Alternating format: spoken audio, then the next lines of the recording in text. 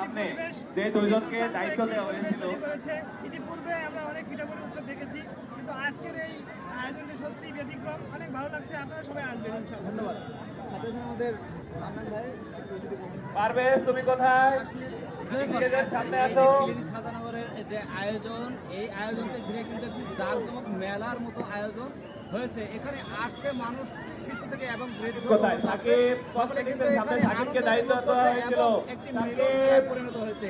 আমরা চাই যেন ক্লিন খাজানগরের মতো আরো সংস্থা এই কুষ্টিয়া জেলার বটতল ইউনিয়নের খাজানগরে আরো এরকম সংস্থা গড়ে উঠুক আর মানুষের ভিতরে এরকম আনন্দ উল্লাস দিয়ে বেড়াক।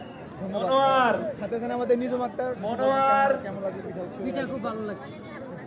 নৌকার সামনে দায়িত্ব দেওয়া হয়েছিল মনোয়ার। কোথাও থেকে আসছেন আমাদের এই ক্লিন খাজানগর ফাউন্ডেশনের পিঠা উৎসব দেখতে?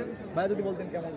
আমার খুবই ভালো লাগছে ক্লিন খাজানগর ফাউন্ডেশনের উদ্যোগে যে খাজানগর এসবগড়ির মাঠে হচ্ছে যে পিঠা উৎসব হচ্ছে, এসে আমার খুবই ভালো লাগছে। এমন একটা পরিবেশ, হ্যাঁ, আনন্দ উল্লাস পুরো একদম ঈদের মতো অবস্থা, খুবই ভালো লাগছে। ধন্যবাদ ভাইয়া।